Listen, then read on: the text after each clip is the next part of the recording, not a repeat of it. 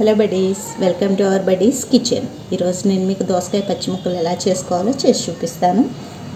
దీనిలోకి మనకు కావాల్సింది దోసకాయ, మీ కారానికి సరిపడా, అంటే మీరు ఎంతైతే స్పైసీ తింటారో దానికి సరిపడా పచ్చిమిర్చి, 3 వంకాయలు, అలాగే కొద్దిగా పల్లీలు, 2 టమాటా, కొద్దిగా కరివేపాకు, చూస్తున్నారు కదా అక్కడ చింతపండు 2 రెబ్బల ఉందండి, 2 రెబ్బల చింతపండు, అలాగే పోపులోకి వెల్లుల్లి. ఎలా చేసుకోవాలో చేద్దాం రండి. ముందుగా మనం బాండి పెట్టుకున్నాం. ఇదిగోండి కొద్దిగా ఆయిల్ వేసాను, ఆయిల్ వేడెక్కింది. దానిలో పల్లీలు అన్నీ విడివిడిగా వేయించుకుందామండి.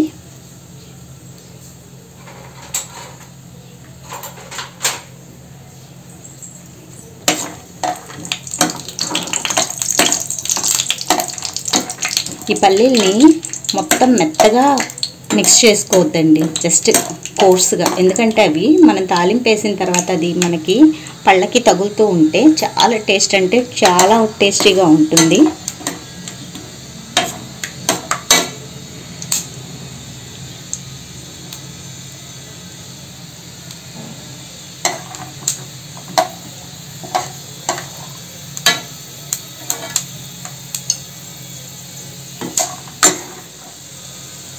పల్లీలు వేగినాయండి, ఇవి ఇప్పుడు పక్కకు తీసేసుకుందాము.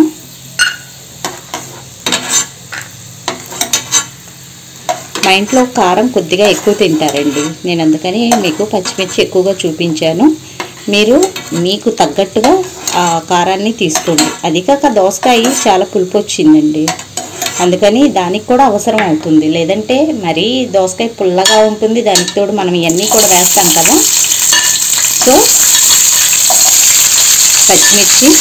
పచ్చిమిర్చి ముక్కలుగా కట్ చేసుకోండి, లేదంటే మనకి చింది పడతాయి.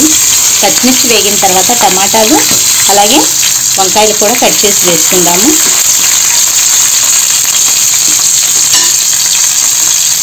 పచ్చిమిర్చి వేగిపోయినాయి, ఇప్పుడు మనం వాటిని పక్కకు తీసేసుకుందాం.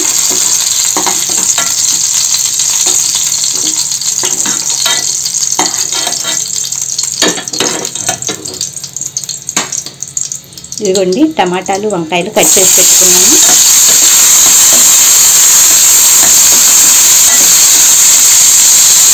ఇది కూడా వేగిన తర్వాత మనం మిక్సీ పట్టుకుందాం. ఇది మగ్గేలోపు కొద్దిగా దానిలోనే చింతపండు వేసేస్తానండి. దీనిలోకి వాటర్ యూజ్ చేయకూడదు, అందుకని నేను చింతపండు నానబెట్టట్లేదు. ఇదిగోండి 2 రెబ్బలు చింతపండు.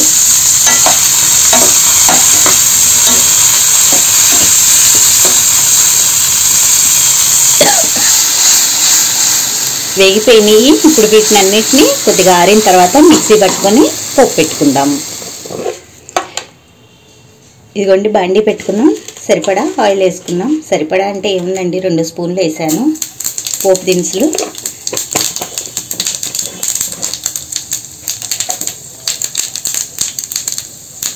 చిటపట్లాడుతున్నాయి కదా 2 వెల్లుల్లి.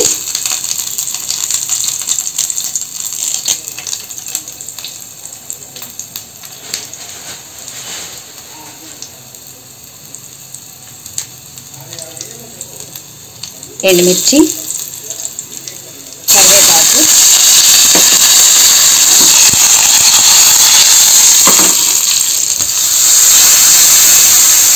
ఇదిగోండి ఇందులో మనం వంకాయలు అలాగే పచ్చిమిర్చి టమాటా వేసి మిక్సీ పట్టాం కదా, దాంతోపాటు నేను 4 ముక్కలు వేసానండి దోసకాయ పచ్చి ముక్కలు. మీకు ఇందాక వేయించేటప్పుడు చూపించాను, నేనేమి అది ఆయిల్లో వేయించలేదు, అలాగే పచ్చి ముక్కలే వేసాను.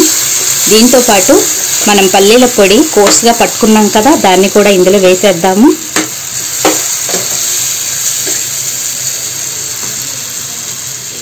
ఇదిగోండి దోసకాయ పచ్చి ముక్కలు ఇప్పుడు ఇందులో వేసేస్తున్నాను.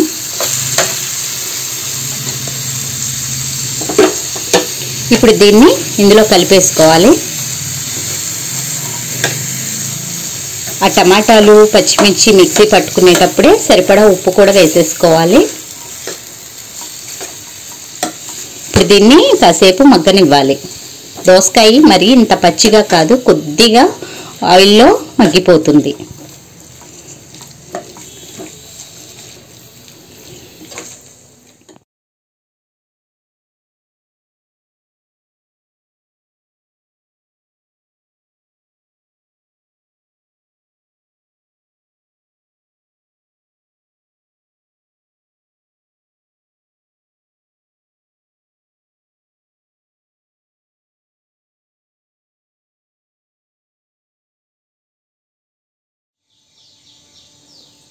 దోసకాయ పచ్చి ముక్కలు రెడీ అయిందండి. చూడండి, ఒకసారి నేను చేసిన ప్రాసెస్లో మీరు చేసి ఎలా వచ్చిందో తెలియచేయండి.